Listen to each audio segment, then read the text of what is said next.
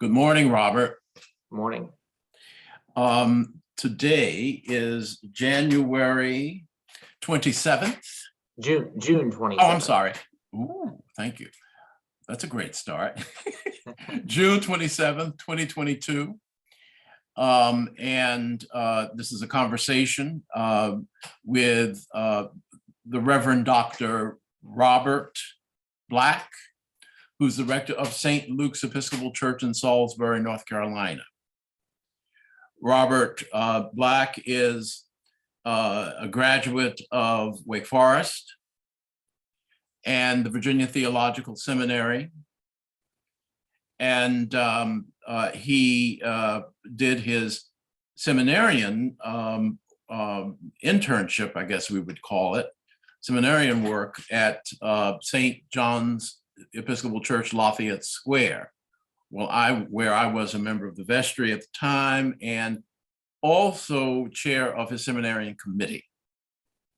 So Robert and I go back many years, and I was honored to be a presenter at his ordination into the priesthood. So I am very pleased, Robert, to spend this time with you. It's a great honor to have this conversation with you, Riley, but also to be a part of the work that you're doing. Thank you. The work that I'm doing, as Robert alludes to, is the collecting the stories that chronicle the history of Black Episcopalians. And so they have been oral histories, and by and large, of course, overwhelmingly, they are the oral histories of African Americans. Robert, I have not indicated this to you before, but you are the first non-person of color that for which we will have an oral history. Wow. And the reason that is because of your work with the racial history of St. Luke's Episcopal Church in Salisbury, North Carolina. And we'll get back to that in a minute, but I wanted to spend a moment. And is there anything that you would like to say from the beginning about this journey? Well, no, that's a particular honor knowing that. But I think through and through, I cannot claim any credit for anything that we've done. It's just the Holy Spirit has just put those stepping stones in front of me and this congregation. And the congregation is a big part of it. Without their support and their willingness to go on this journey with me, we would not have gotten to where we are. And so that's the overarching theme is that this is God's work, and we're just happy to be along for what God is doing through us. Okay. So Robert, tell me about the history of St. Luke's and when it began, and the demographic of the church over the course of its earliest years. Sure. So St. Luke's was established in April of 1753 by the Colonial Assembly of North Carolina at the time. So obviously pre-United States of America. And of course, the way it worked back then is when new cities or counties at that point were being established. Rowan County was being established. The establishment of a parish went hand in hand with. So we were established in the same act that created Rowan County. So at the time, Rowan County was the westernmost county in the colony of North Carolina. It had no western boundary because no one knew what was sort of beyond. And so in theory, Rowan County went all the way through to Tennessee and as far as anyone knew existed. Mm-hmm. So in those early days, because it was both a religious but also a political establishing, because again, those two things went hand in hand. There was not a massive number of Episcopalians that were, or at the time they would have been Anglicans, that were gathering for worship. They did in the fall of 1753 petition the Bishop of London to have a priest. So we do know that there was a group of Episcopalians worshiping here at St. Luke's. But it was not until 1828, so 75 years later, that we had our first building. And that's actually still the building that we worship in today. It's been expanded a few times, but the core of the building is still the original.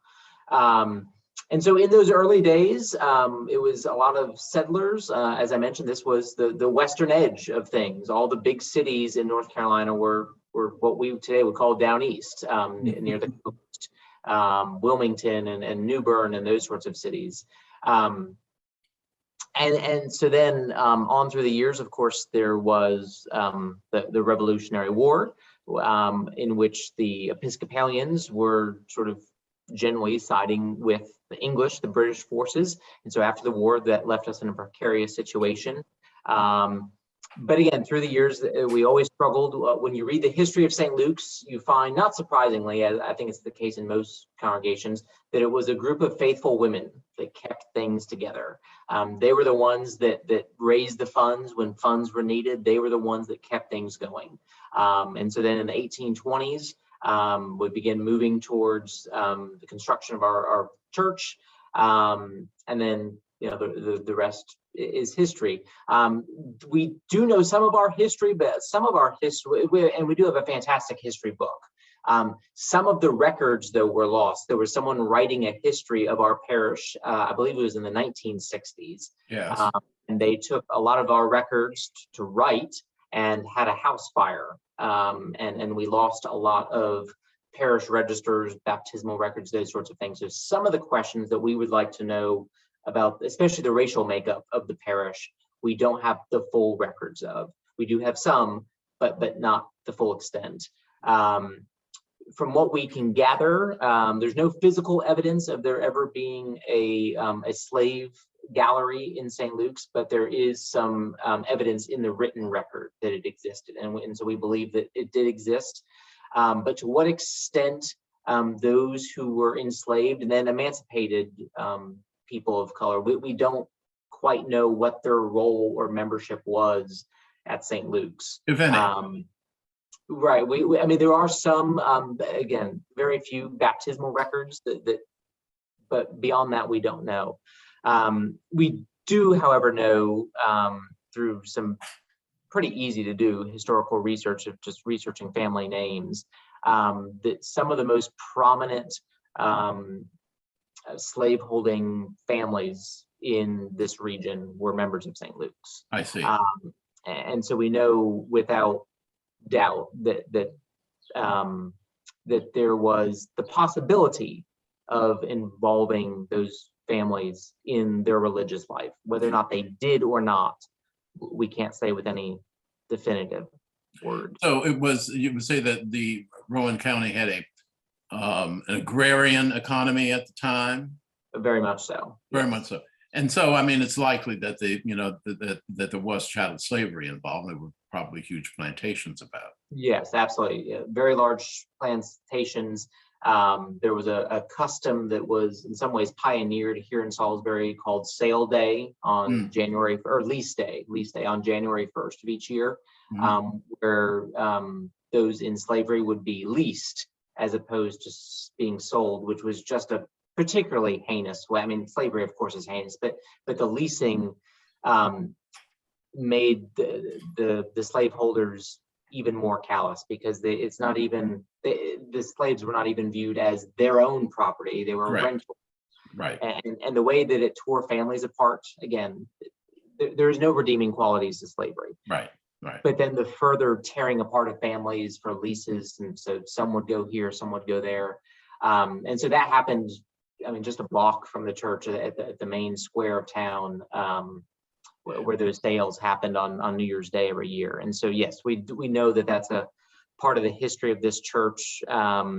We believe, as best as we can figure out, that the bricks of the church were likely produced by slave labor, and certainly the money that was used to furnish the church was at least partially coming from that economy. And leasing was a very profitable business. And in fact, as I look over the screen of my computer, I have on the wall some 19th century, early 19th century lease documents of slaves. So now in terms of the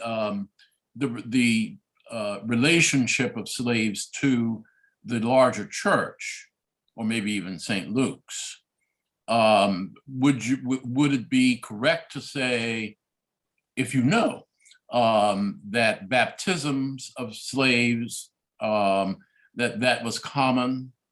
Did that also include confirmation? And if so, to what extent? So I would say, so based on the records that we have, I would say that I'm disappointed by the amount of inclusion of enslaved people in the life of St. Luke's. So it seems like from the records that a lot of the slaveholders were not interested in having everyone in their household a part of their religion. Now, it could be that these baptisms were being done and they simply were not recorded. Right. But we don't have the evidence of it. And there are other Episcopal congregations in North Carolina that do have a better documented history showing that enslaved peoples were baptized and confirmed and married and buried.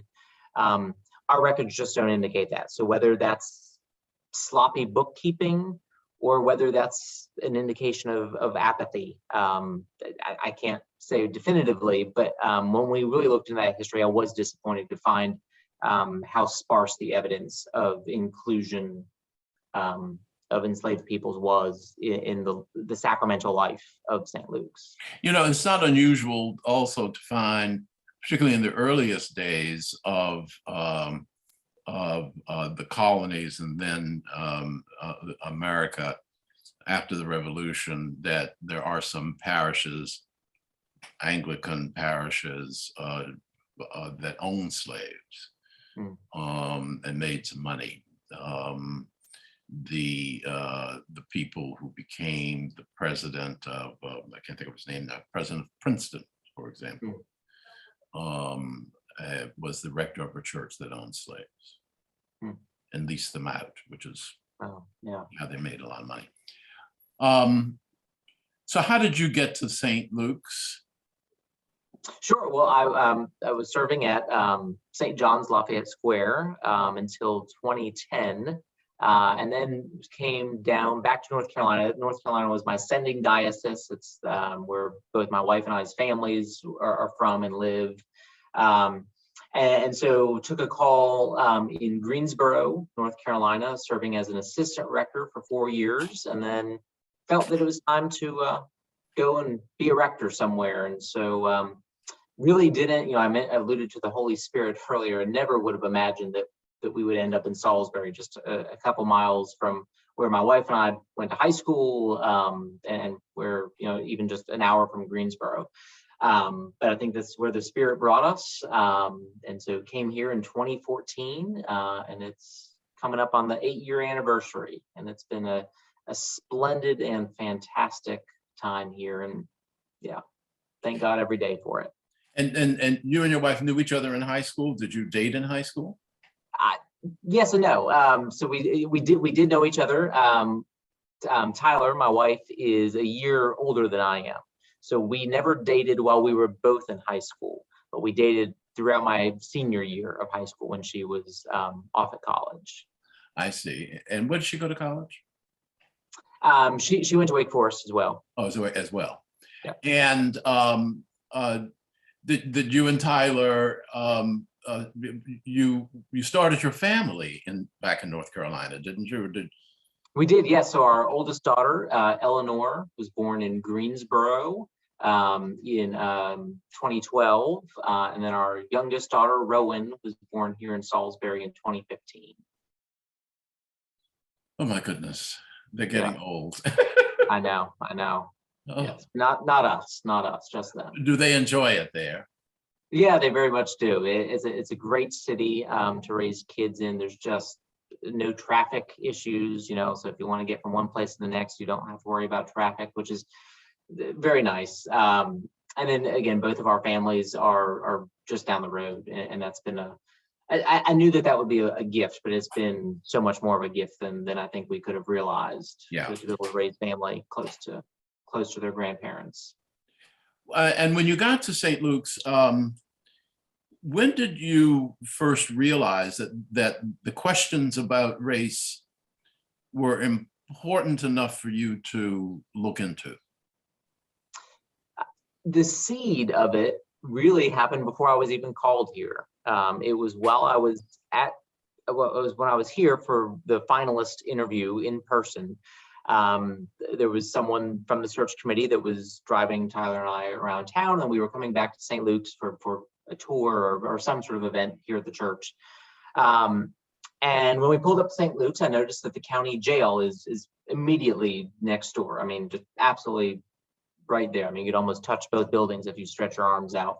And so I just asked, I see the jail's right here. What sort of ministry or connection is there with the jail? And the person said, well, we don't really have one, but maybe that's something we should be thinking about. And so I sort of just filed that away. And it really was, after being here for maybe 18 months, 2 years, after I sort of had to lay the land, and it felt like it was time to make a little bit more of an impact and maybe change some directions. We really started to focus on, well, what is our mission? Why is it that we are here? What is God seeking to do through us?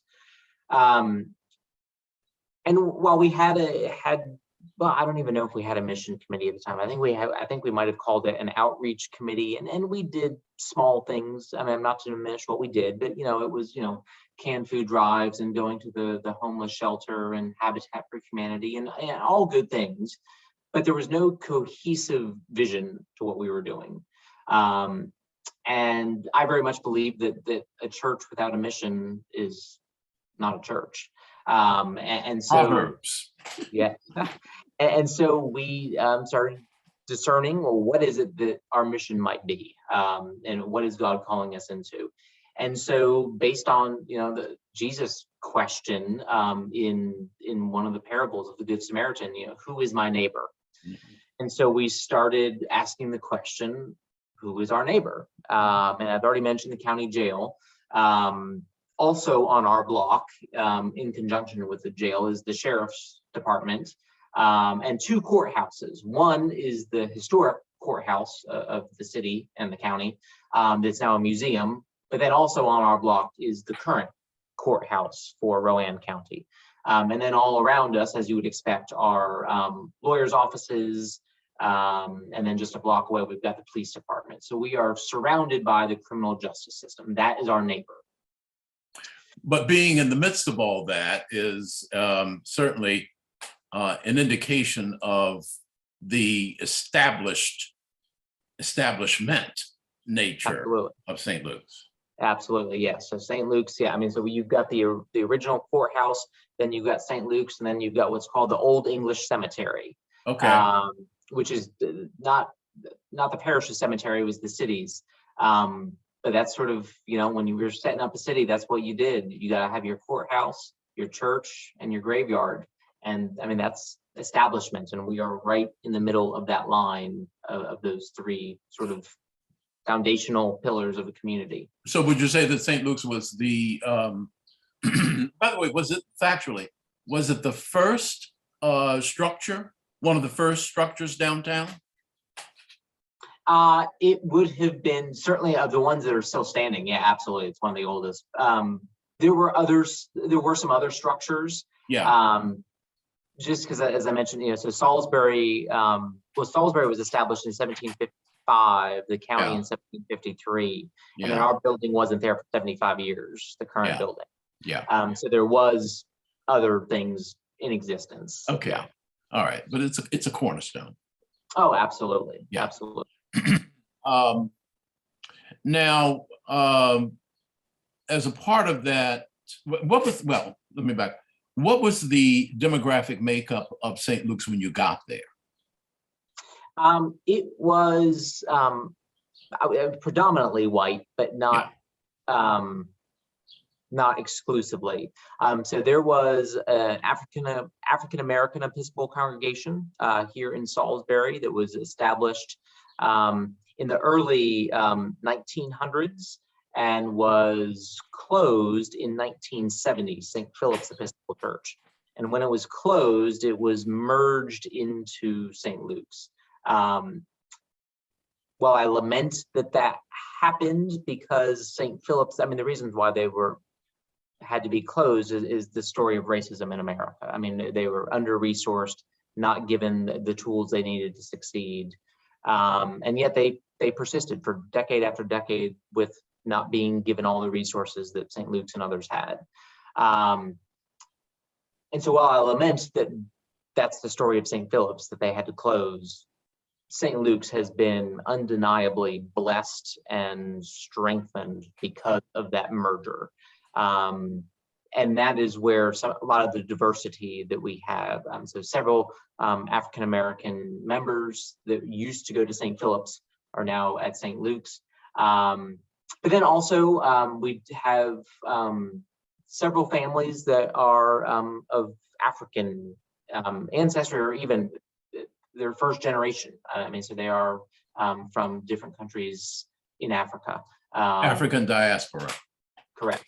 There are members here as well. So it's yeah, I mean, the majority white for sure, but a fairly a little bit more diversity than you would find in other Episcopal churches in the South.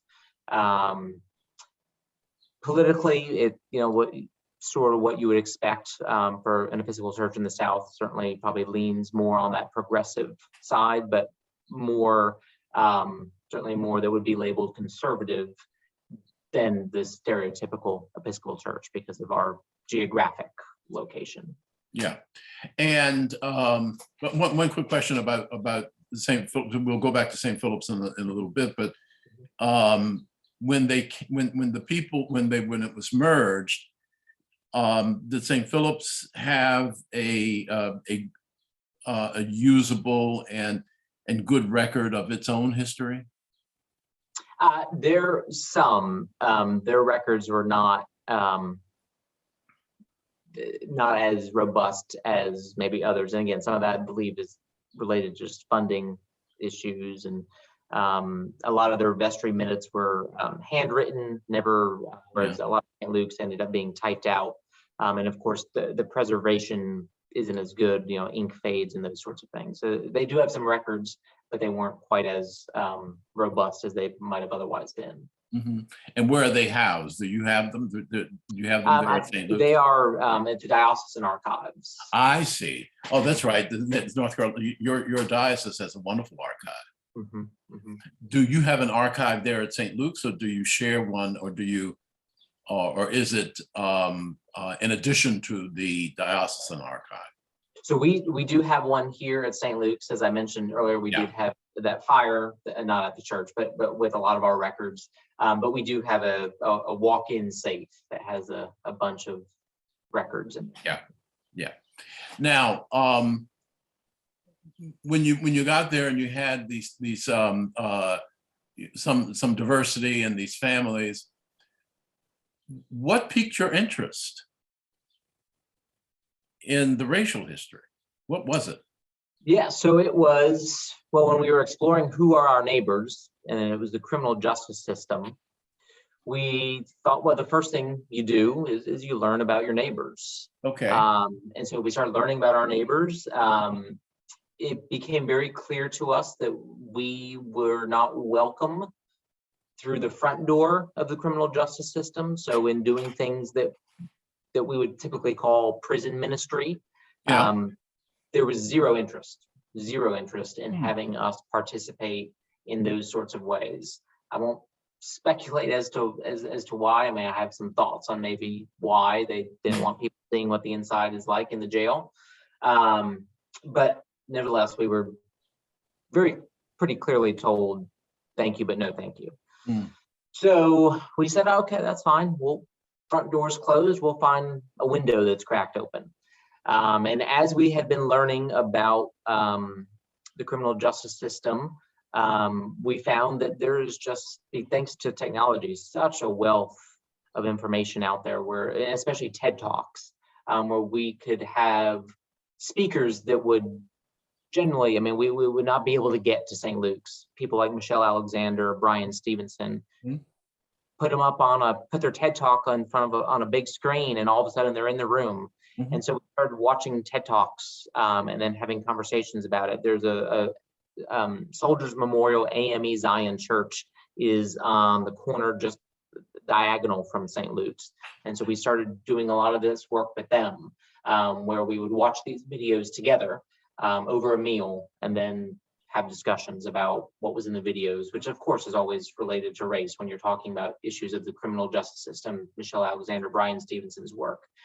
And so it was starting to become clearer, who is my neighbor? It's not just the criminal justice system, thinking of judges and jailers and those sorts of things, but it's the people impacted by the system as well. And that's where the racial element came into focus. And it was right about that same time when presiding Bishop Michael Curry, who was our diocesan bishop here in North Carolina before becoming presiding bishop, was promoting and talking about becoming beloved community as an church. And I think created a very helpful framework of the different phases of this work. And so we really sort of just bought into that and said, we need to learn more about this. We need to learn our history. And so we applied for a mission endowment grant from the Diocese of North Carolina, which allowed us to do three things. The first was to create an oral history of our own. So we interviewed mostly members of our congregation, but some members who are not members of St. Luke's, but African Americans who grew up in the Jim Crow era of Salisbury. For me, this was a really important thing to do. So even though my family, I'm not from North Carolina. I've lived here for a long time, but I grew up in South Florida, right, where the history of race is different. Yes. And I was born in 1984. So I was really growing up. Most of my memories are from the 90s. And so I remember learning in school a little bit about segregated water fountains and Rosa Parks and busing, but I had no experience of these things. I had never seen legalized segregation. I had seen segregation everywhere. I didn't maybe have the label to identify it, but I had not seen it in signage. Yeah. We didn't see it enforced. That's right. And I knew I needed to hear these stories, not in a textbook, but in first person from people that I worked with and know. And especially for my girls, my daughters, I wanted them to have those stories preserved, because I know when they get to be certainly my age, those people will not be with us anymore. And so those stories are sacred and need to be preserved. Yeah. So we did that. That was part of it, is a video documentary series that we created, telling those stories. The second part of the grant allowed us to bring in Catherine Meeks and Will Williman for a weekend where they individually and in conversation with one another talked about issues of race in our society and also within the church. And then the third component of that grant allowed us to hire a historian to research our history with a specific lens of slavery and race. We have a wonderful history book that was produced in the early 2000s, but it is absolutely silent on questions of race and slavery and anything related to that. Why do you think that is? I think, some of it was, that's just how things are in the South sometimes, is you don't talk about those things. Some of it is that some of the families that were financially supporting that history book were the same families that owned slaves. So I think that there was, some of it is that's just part of the Southern niceties, is that sometimes you don't talk about such things. And then the other part of it is that I think it was a little bit close to home for some of those involved. I think it's human and not necessarily confined to the South, by the way. Well, that's true. That's true. Right. We've perfected it down here. It's more, it's convenient. But That's right, it is let's go back for a second. Sure. The endowment grant. Yes. Tell me about that program of the diocese and what is it designed to do? Sure. So, and in full disclosure, I am the chair of that grant and have been since its inception. So what this grant is intended to do, though, is to fund. Did you advocate for it? What's that? Does it exist because of you? No, not at all. Not at all. No, I cannot say that. This was, so the Diocese of North Carolina used to have a conference center and camp, and it was sold, and the proceeds of that were put into this fund. And the idea of this fund is to allow for grants to support new and innovative missional endeavors that perhaps are a little bit risky.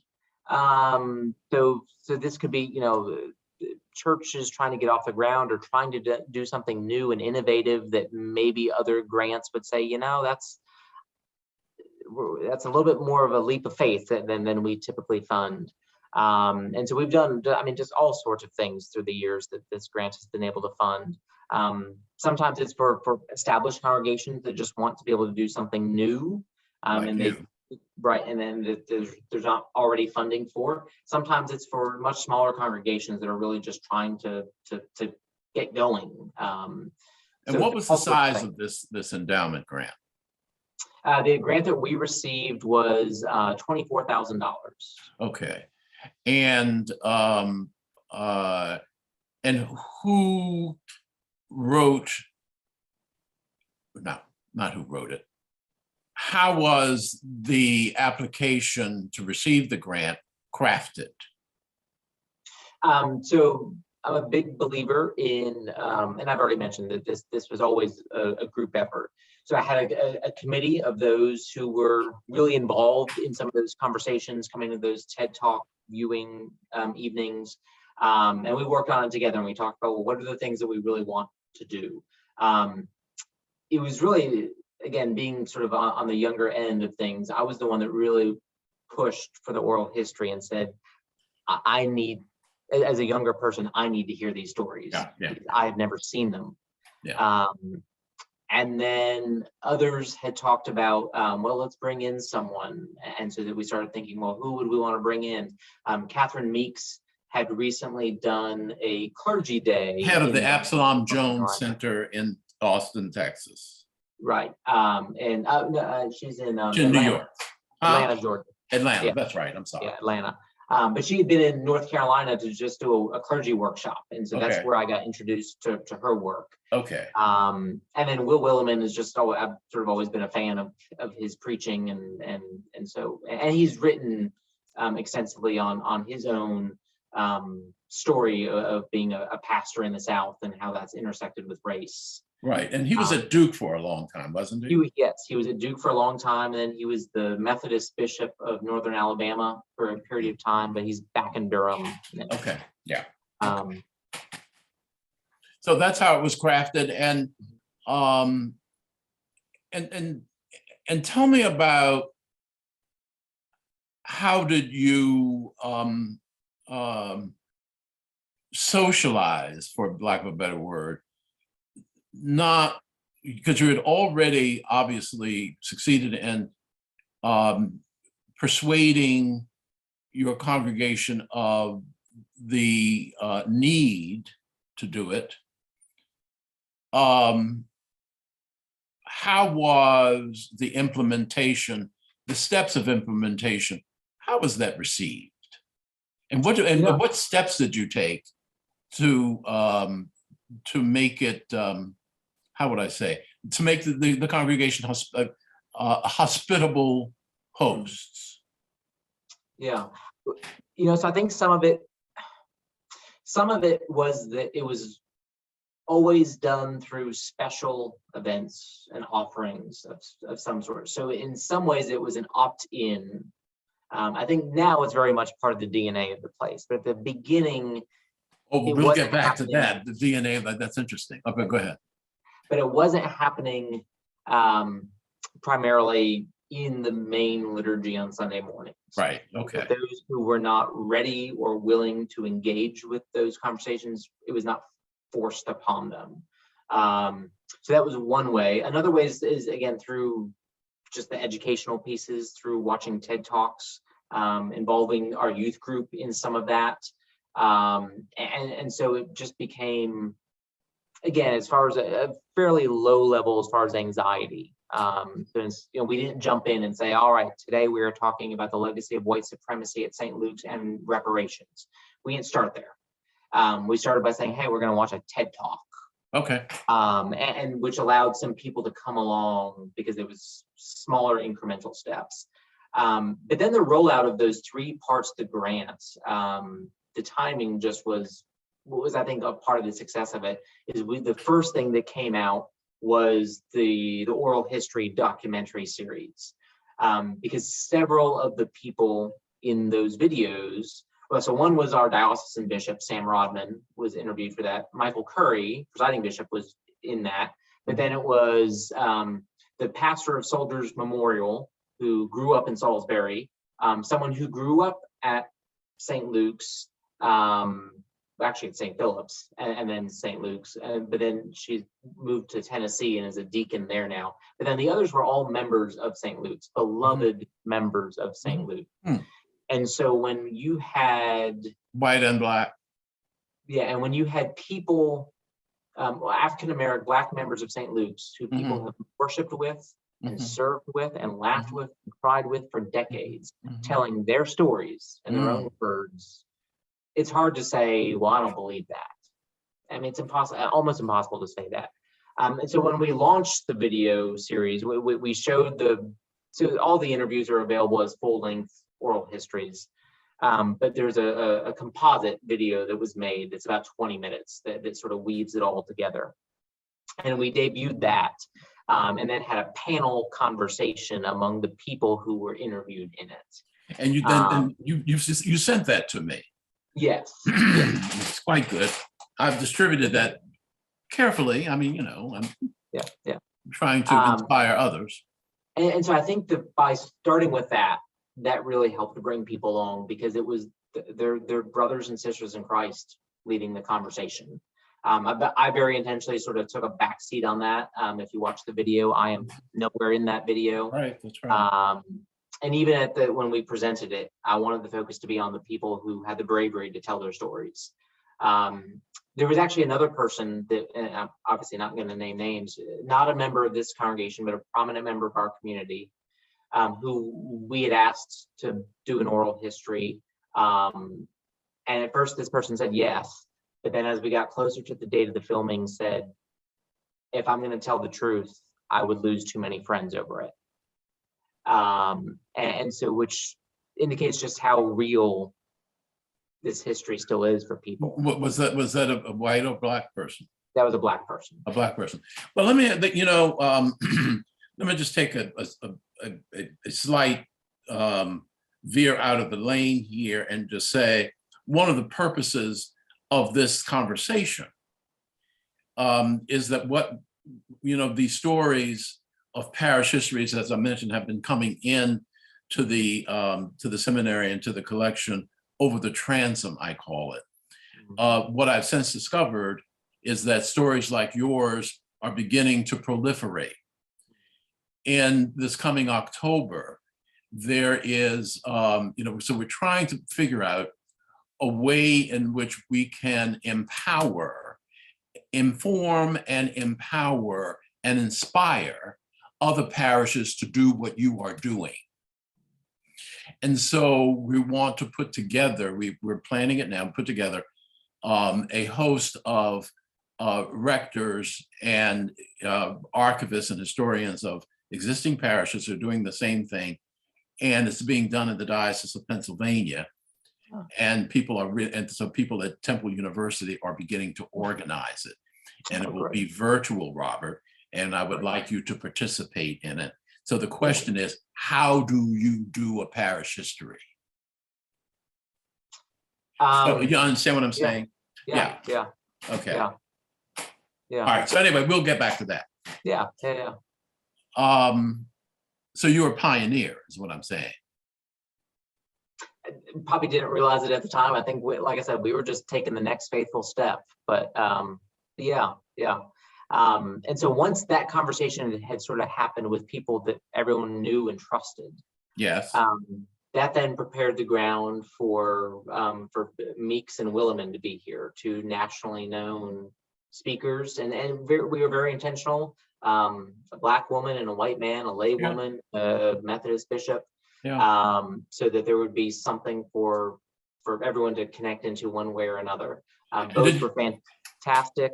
We invited, of course, the whole community to be a part of that, so it wasn't just it was hosted at St. Luke's, but there was people from all over the community, and really the region sort of came. And you would say that it was well attended? Yes, it was. It was well attended. We also, so we had them here for the weekend, and we put together a luncheon on that Saturday with Dr. Meeks and Bishop Williman and religious and community political leaders of the community. And it was, to my knowledge, the first time that the community gathered across those sorts of lines to talk about race at the leadership level. There was some slow, after that, progress towards people that wanted to continue those sorts of conversations. We continued meeting. And then, of course, the pandemic began in 2020. So that Catherine Meeks and Will Williman were here in November of 2019. I see. So we had a few months before the pandemic, but not enough before that just disrupted everything. So when did you apply for the grant? What year was that?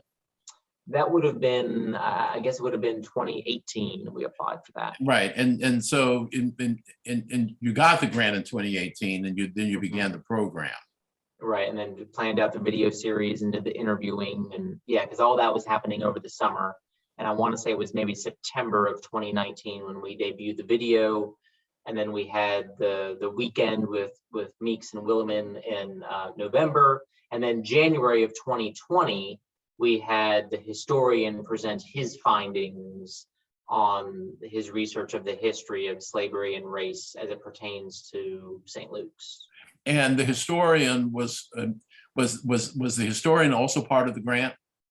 Yes. And who was the historian, or not name, but the type of person? Yeah, so he is a local historian, but very well. I mean, he is widely known as the expert on the history of Rowan County. Okay. And has written extensively on, he's also done a lot of research, I believe it's on Hickory, North Carolina. Yeah.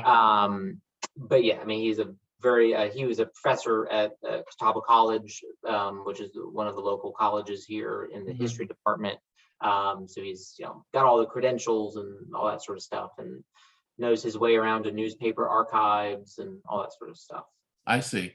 And you mentioned that there had been a publication of the history that was done in 2000, but was silent. Yes. Are you anticipating, now you have the videos. Are you anticipating any written product from all of this? Yes, so we do have the written historical report from that historian. Okay. And it's the history books that we have are hardcover bound, so it's hard to add addendums to them because of their. But in my mind, in the way we've talked about as a congregation, that this updated chapter is a missing chapter from our history book, but it very much is a part of that history and ought to be viewed as such. Would you consider donating a copy of that written history to the archive at Virginia Seminary? Yes, absolutely. Oh, Absolutely. good. And I can, as soon as we finish up, I can send you a PDF of that document. Okay, that's terrific. That's even better. Now, Robert, you mentioned earlier that in terms of getting, when we were talking about a hospitable environment for this inquiry, you mentioned that it was very much an event focused endeavor, Mhm. as opposed to being included in the liturgy, as Mhm. opposed to being a natural part of the conversation. I'm just throwing some things out here, Mhm. or as opposed to in your sermon yesterday, mentioning, well, of course, of the question of abortion is also a questions about race. Mhm. That it doesn't become a special inquiry, it's a part of the natural flow of the conversation. That's my interpretation. What am I missing? How would you describe how the information, the use of the grant, or whatever you have learned has made its way into the life, and that you mentioned DNA of the Yeah. parish? So what happened there was sort of concurrently with the grants. The grant didn't fund any of it, but one of the things that we were thinking through, as we were thinking, well, what is our mission? We were thinking, well, who are we? And so we crafted. I'm not a big fan of mission statements. I think you spend a lot of committee time writing something that no one ever reads and does anything with. Nothing against those that's their job, right? But I much prefer to know not what's our mission, but who are we, right? And then everything flows out of that identity. And so we created an identity statement, but more than being a statement, because again, I was not interested in creating words that people would do nothing with.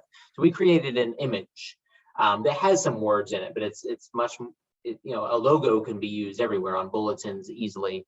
And so our identity statement is come and see the difference that Christ makes. And then there's a cross that has 3 phrases around it. One of them is abundant grace. One is intentional worship. One is beloved community. And so those 3 things, intentional worship, abundant grace, beloved community, that's our identity. Everything we strive to be and do gets funneled through that. So in that, beloved community very much was cemented as a part of our identity.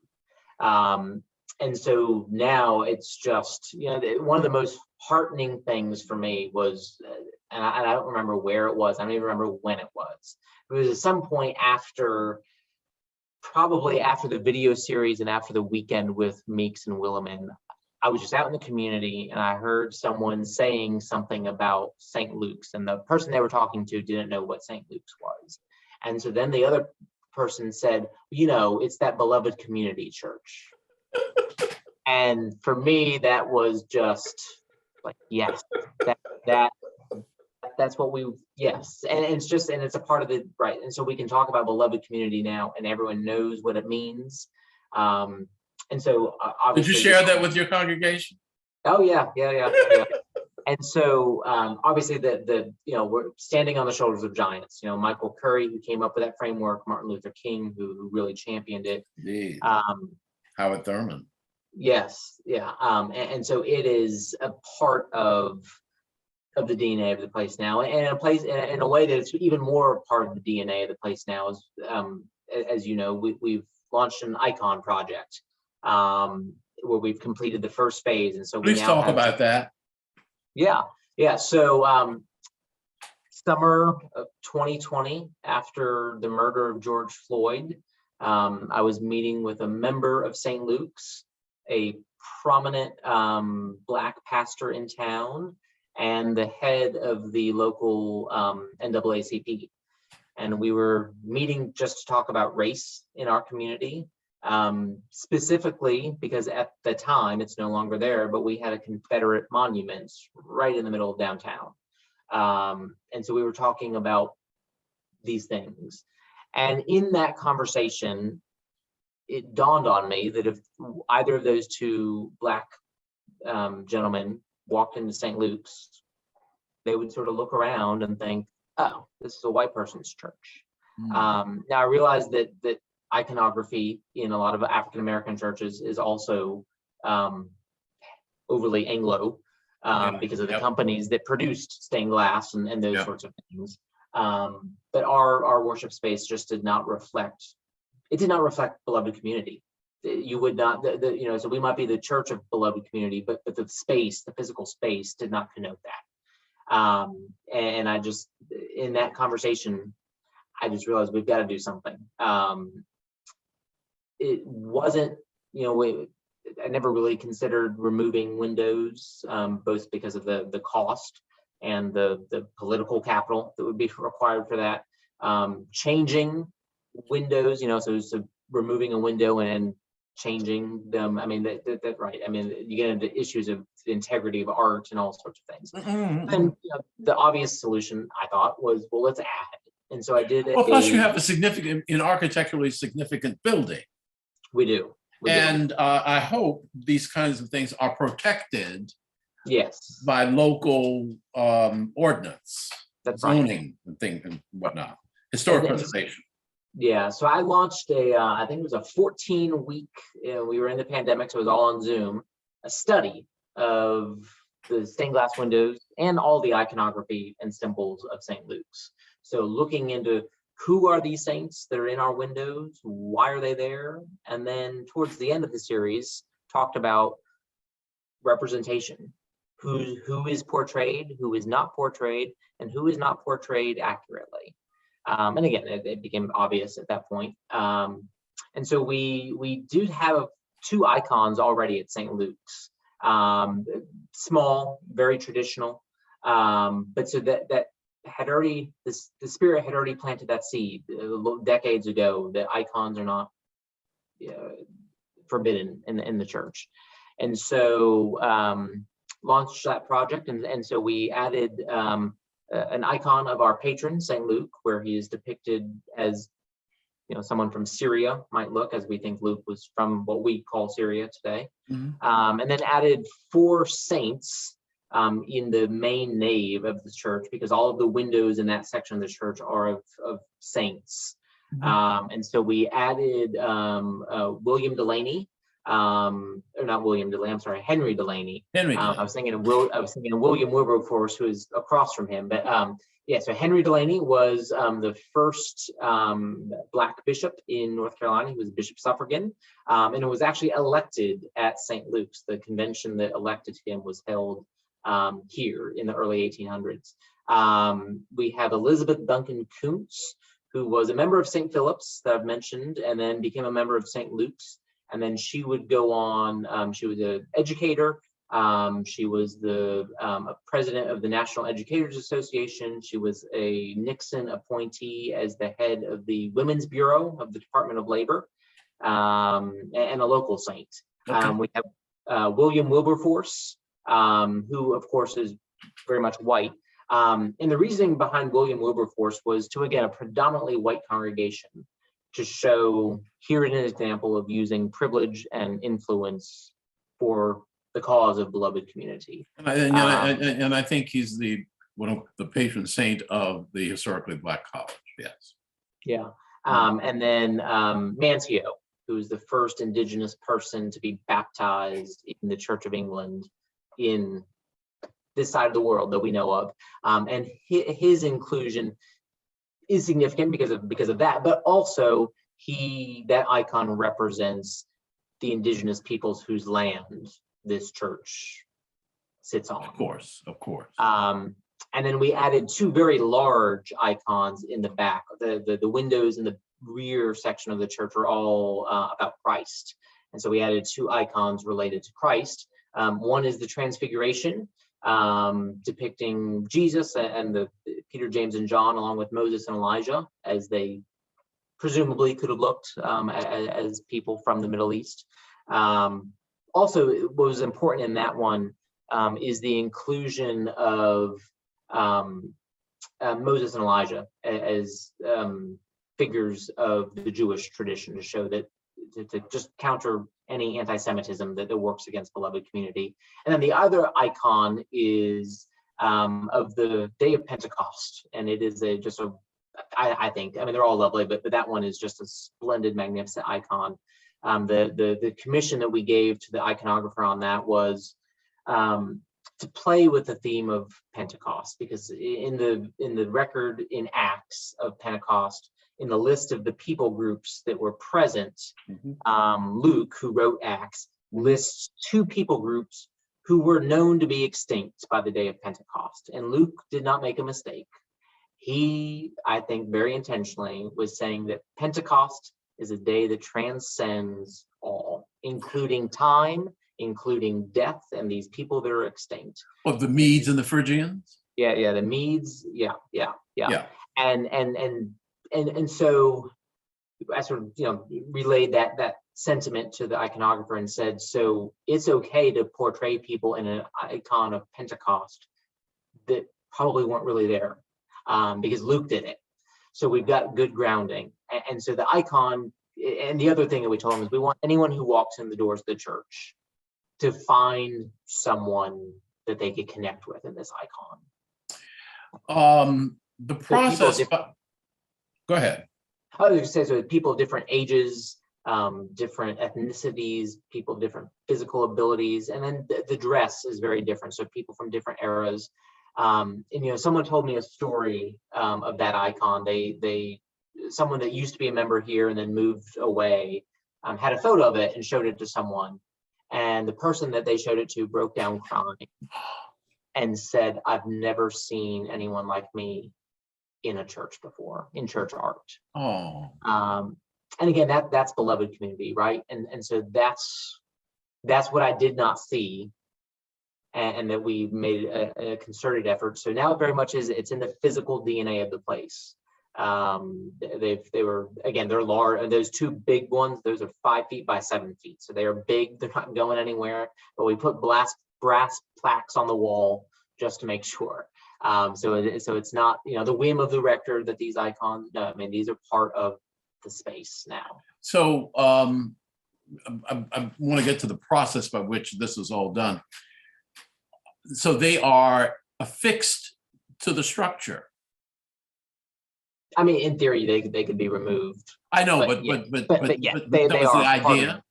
Yes. They are. They're right. It's not an exhibit. It's not a temporary thing. That these are part of the church. They're not on easels, is what I'm asking. No. They are mounted to the walls. Ooh, talk about the process by which you got that done. Yeah, the selection of the artist. Yeah. The persuasion to affix something to iconic space. Mm-hmm. How was that? Yeah, so we, as I mentioned, I did that 14-week Zoom series, which is available on our YouTube channel if anyone wants to go and watch 14 hours of lectures on stained glass. So we had that as the backdrop, and then again, I put a committee together that was some people who were interested in the work of beloved community, but others that are interested in the more artistic side of our worship space, the preservation side, because I knew that if I don't have the folks that care about preservation, that this wasn't going anywhere. Right. So we made them a part of the process from the get-go, got their support and their buy-in and their feedback.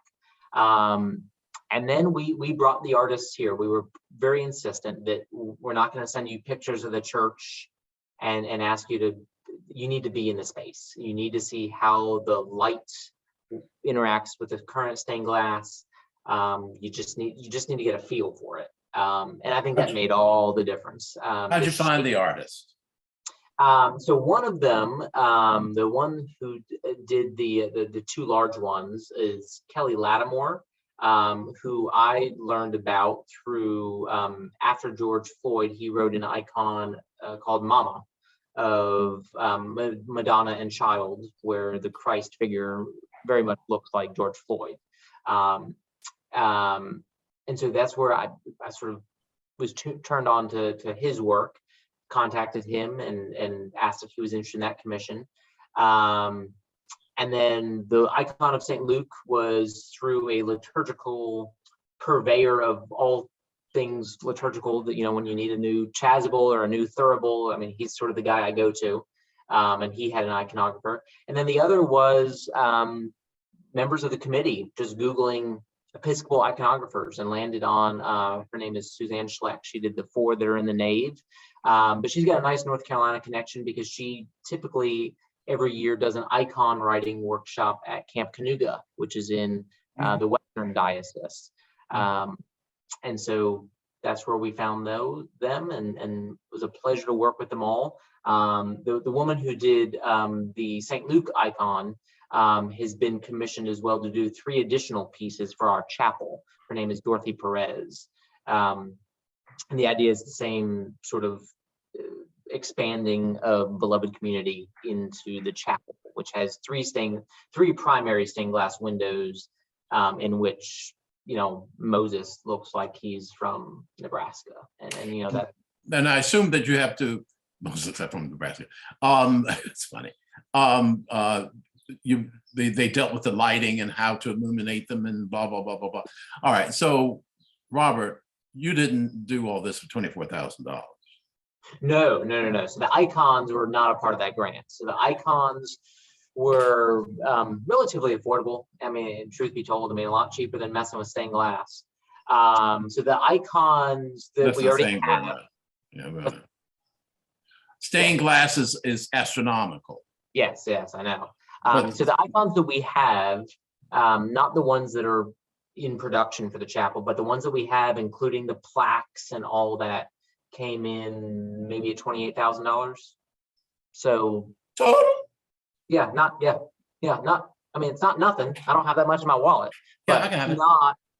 Not a ton in the grand scheme of things. Okay. I mean, certainly, right. I mean, the cost of one window would have been well beyond that.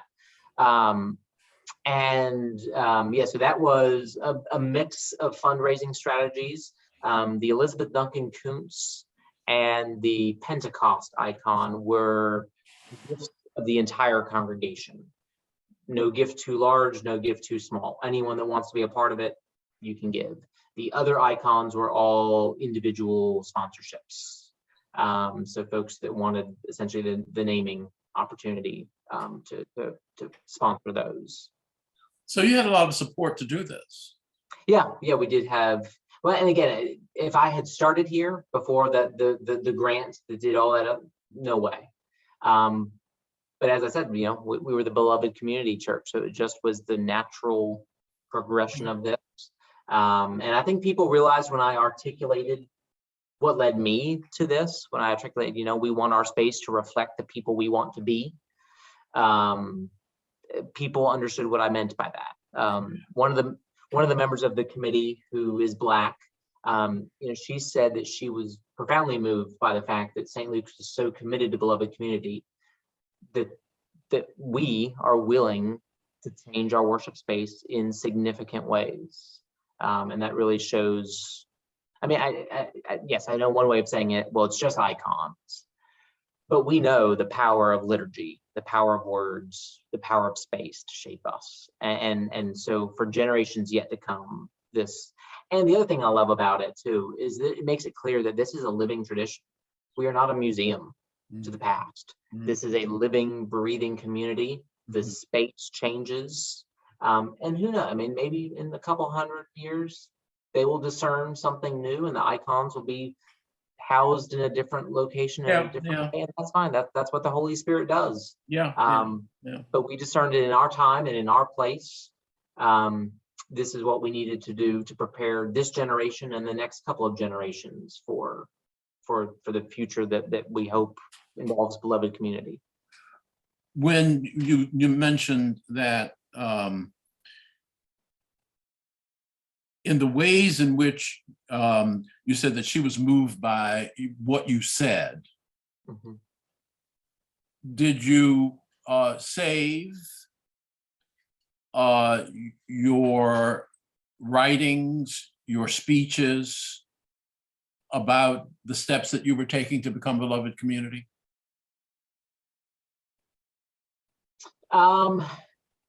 some of so in particular, her comments was more just about the fact that we were willing to add icons. Okay.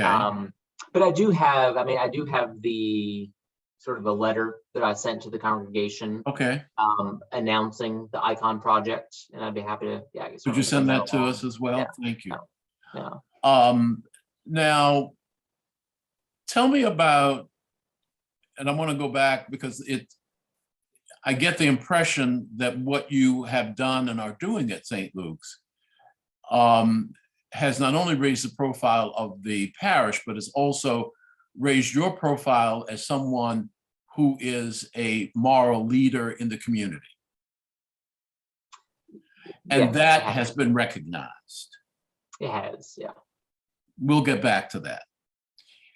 Talk to me about, obviously you had a lot of support, the nature of the opposition and where it came from.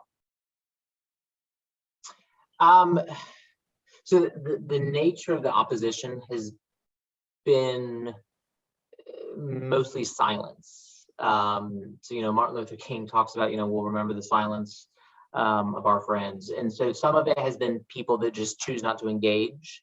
Yeah. There have been some that have pulled back from St. Luke's, and they've never told me why they've left St. Luke's or why they've stopped giving. But it was in the same time period, and I can, in the absence of them telling me differently, I can only assume that it was a part of that. So the resistance has been that, and to be honest, I mean, it's been heartbreaking at times to have members of this beloved community pull away for that reason. But I also understand that the work is. That it's not a conversation for various reasons that everyone is ready to have. I think readiness, in some ways, too bad, right? I mean, that's the time we live in. But some have chosen not to. But there has not been any overt pushback, negativity. I'm sure out in the community, yes. I mean, I'm sure there are things that people say out there, but I don't worry about that too much. When did the larger community of Salisbury and the county, I would imagine, understand what it is that you were doing there at St. Luke's, what you and your congregation were doing at St. Luke's, and how did it become noteworthy? I think the first was the video documentary series that we produced, because again, we made a big deal of it, of a public reveal when we gathered to watch it together. And what does that mean? You made a big deal of it? Widely advertised it, and really tried to get a lot of the community to be here for it. And then same thing with just a couple months later when Catherine Meeks and Will Williman were here. Mm-hmm. Same sort of thing. We really, press releases and those sorts of things. And I think, and having honestly that luncheon with a lot of community leaders that weekend at St. Luke's, I think that really put it on the radar screen for a lot of folks, that we were doing these sorts of things. And we've been pleased, we've gotten a good amount of publicity, both from the diocese and from the local newspaper about some of these events. They recently, maybe 5-6 weeks ago, ran a nice piece in the Sunday paper on the new icons, and certainly when we had all these other various parts of the grant, they had coverage in the paper. And again, there have been 2 issues of the diocesan magazine that have featured our work in the last couple of years, including the most current issue. So it's been, it's out there that this is sort of who we are and what we do. And you received an award, did you not? I did. So the first was in 2020. The local newspaper here at the beginning of every year announces what they call the 10 to watch list. And I was named one of the 10 people to watch in Rowan County in 2020, which was really more of in recognition of what had already been done in 2019. And then the more prestigious, in my opinion, which was the Elizabeth Duncan Kuntz Humanitarian Award, which is, let's see if I can mirror image right there on my shelf. So I've already mentioned Elizabeth Duncan Kuntz was a member of this congregation, but the Human Relations Board or Council, Human Relations Council of the city of Salisbury, for I think 16, 17 years has been giving out the Elizabeth Duncan Kuntz Humanitarian Award. And this past spring, I had the distinct honor of being named one of the awards recipients, which was just, as I said when I accepted it, it's a team award. I mean, I realize that my name is on it, it's on my shelf.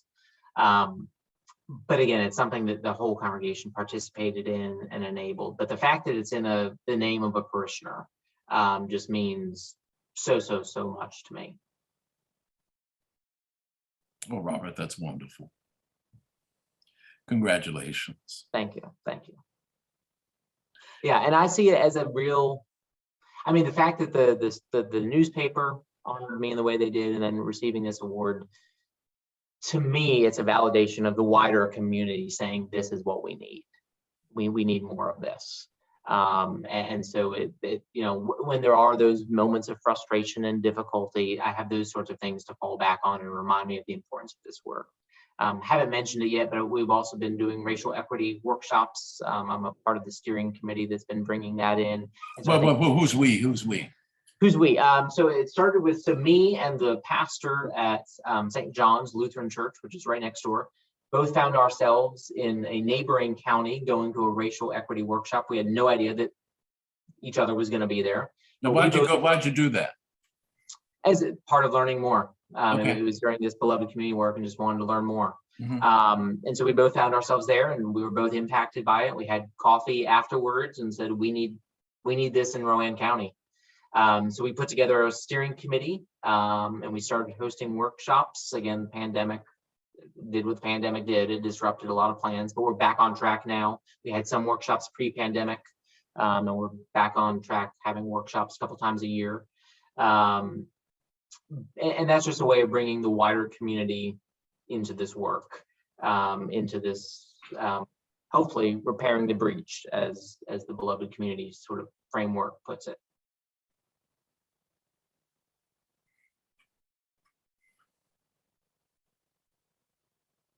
Does it, as you step back,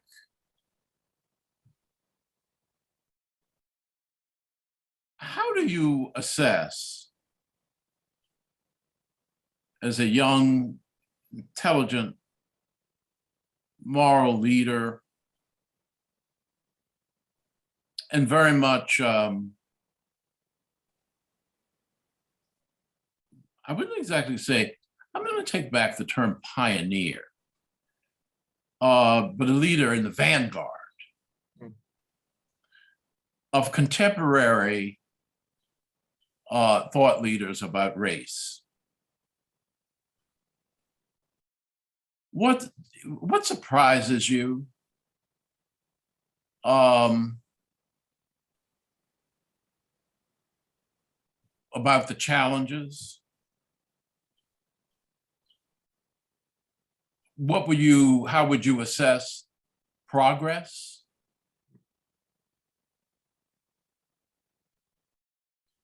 Yeah. So in some of the racial equity work, I've often thought that, well, what would progress mean? And I think it's when data is no longer a part of the conversation.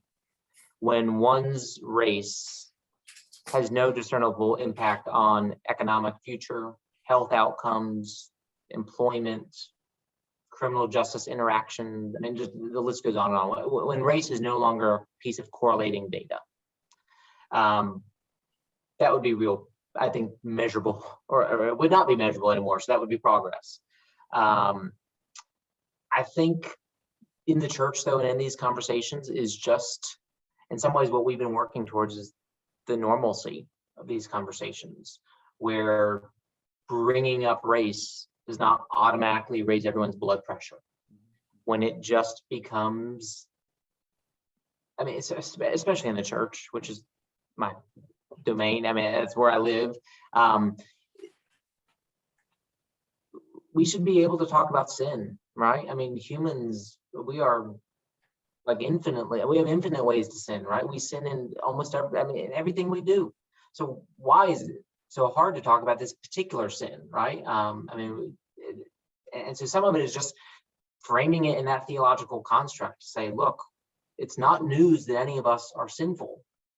And so it should not be news that our society is plagued by sin. So let's talk about that. Because in Jesus, we have atonement and we have liberation.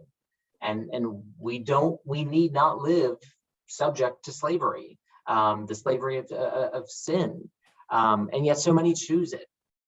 They choose it. They choose to say, "Oh no, I'm not a racist. I don't see race." They choose not to walk through that Red Sea on dry ground.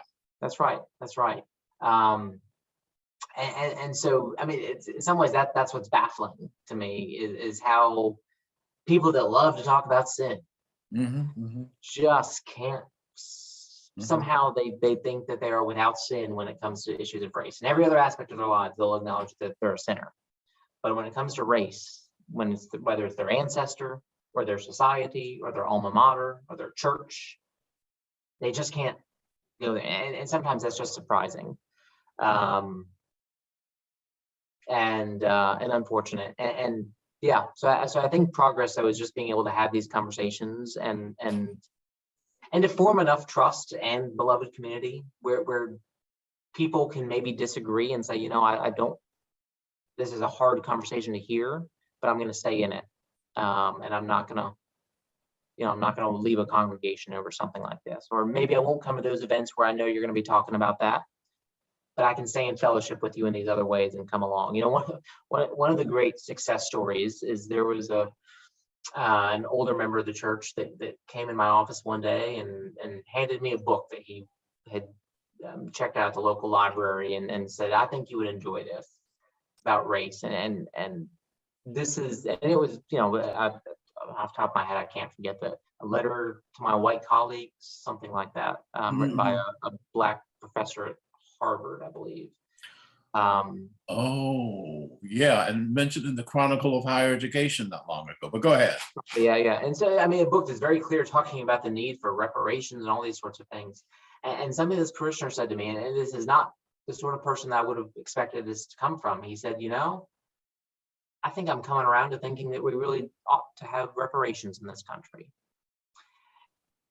And because he stayed in the conversation that was maybe a little bit uncomfortable for him, maybe challenged him, but because he stayed at the communion rail and stayed in the conversation, the Spirit was able to do its work, right? But when we take ourselves out of the conversation, it's not to say the Spirit can't work, but he stayed at the communion rail, stayed at the table, around that table. That's what we do in our church. We have a common meal, don't we? We have common prayer. We do. Are you surprised at all that you have been called to this work?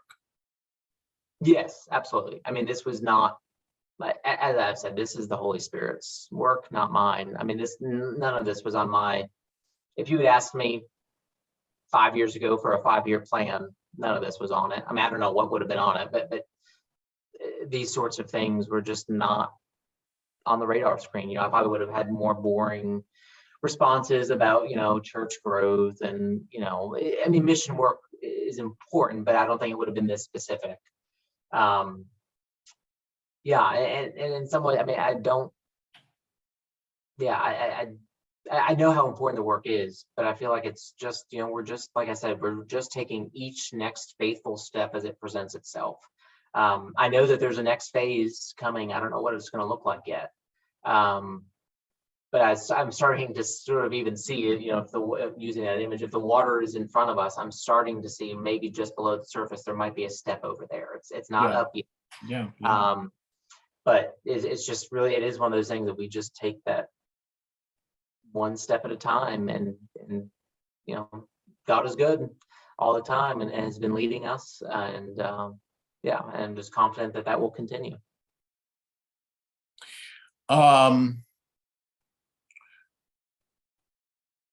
Robert, this has been a wonderful conversation for me, and gratifying in so many ways, and certainly personally, in ways that I won't share on the recording, but I will share with you one-on-one how gratifying it really is. Thank you. In that personal way. But as we, I think, wrap up here during an hour and a half, I don't want to take up too much more of your time. Is there something that you wanted to have out of this conversation that I have not explored that you would like to talk about now? No, thank you for the question. I think we've covered all of it. But it's just so much of, so I recently wrote an email to one of these people who has seemingly walked away from the parish over this, and something that I said to them, maybe it was because I figured, I don't have anything to lose, but something I put in the email was, we're going to be reconciled to one another eventually, whether it's after death or on this side of the grave is up to us. But I think I would much more enjoy and prefer reconciliation now, so that we can enjoy the fruits of that, as opposed to waiting until Christ does it for us. And I haven't got a response to that email yet, but I think that there's truth in that, is that that is our faith. All things will be reconciled in Christ, and are being reconciled in Christ. And so let's enjoy that now. Yes, these are hard conversations. It is difficult. We will make mistakes. I will stick my foot in my mouth. I will step on toes. I will have my feelings. All the things, right? I will say things I regret. But that doesn't mean that it's not worth pursuing, because it's a gift. We have been reconciled in Christ, and that's not a question, it's a statement. And one day that will be perfected. And it's not saying that we can perfect it here and now, but we can at least taste the fruits of that here and now. Maybe we can't grasp it fully, but if we're willing to do this work and give ourselves to these conversations, we can have the gift that Christ has given us. And the gift that you have given during this conversation has been the gift of unquenchable hope. That's what I hear. And that's the dog. That's what I know, Baxter. I know it's absolutely right. Unquenchable hope. Thank you. I'll share with you a brief story. I went to a screening of the movie Selma one night. And it was at the museum, and there's that big amphitheater at the museum, and so the stage was below us, And at the end, there was a discussion of the movie. Ava DuVernay, who made the film, was there. Gwen Ifill was there. It was a few years ago. She's dead now. And John Lewis, of course, who's passed on, was there as well. And it was toward the end of Barack Obama's term. And I was having those times of crisis in thinking about race in this country. And I walked down there, and I was talking to John Lewis. And I said to him, I am losing hope for racial reconciliation in this country. Robert, you would have thought that I had stabbed him in his heart. He was shocked, his face, his eyes, everything. And he took me by the shoulders and he backed me and backed me up, walked me back to a wall. Wow. Stuck his finger in my chest and said, "You must never lose hope. Please, we cannot go on without it." What I have heard from you today, Robert Black, is that same kind of faith and hope for racial reconciliation in this country that I heard from the great John Lewis. Thank you. Well, thank you. Thank you. And thank you for your time. Oh, my pleasure. And thank you for your love and friendship. Likewise, Riley. Bye, Robert.